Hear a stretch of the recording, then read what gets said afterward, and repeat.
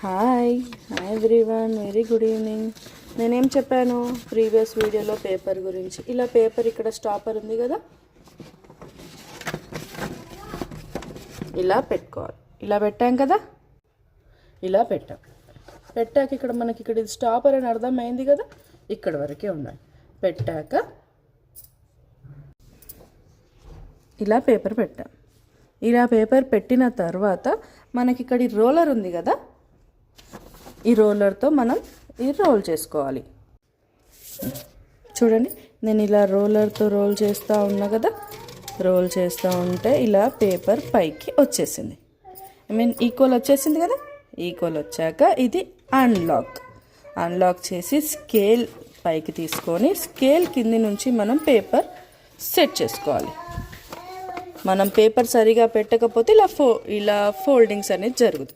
తర్వాత ఈ స్కేల్ కిందికి అనేసి మనం ఇప్పుడు ఏం చేయాలంటే ఈ పేపర్ని మనం ప్రాపర్గా పెట్టుకోవాలి. మనం ఎంత సరిగా తీసుకున్నా కొన్నిసార్లు పేపర్ ఇలా కిందికి మీదికి అయిపోతుంది.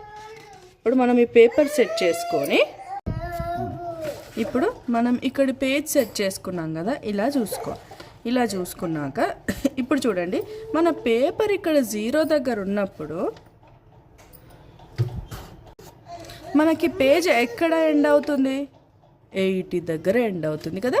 అంటే మన షీట్ ఎంత ఉంది మార్జిన్లో ఉందంటే, ఈ A4 షీట్ స్కేల్ ఇది 80 సెంటీమీటర్స్ ఉన్నట్టు, 80 మార్జిన్ ఉన్నట్టు.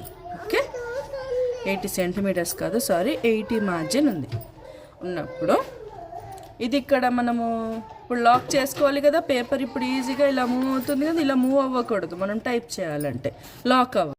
సో ఇలా పెట్టుకున్న ఈ పేపర్ని మనం ఇక్కడ దీంతో ఇలా లాక్ చేయాలి. ఇప్పుడు ఈ పేపర్ మూవ్ అవ్వదు. చూడండి,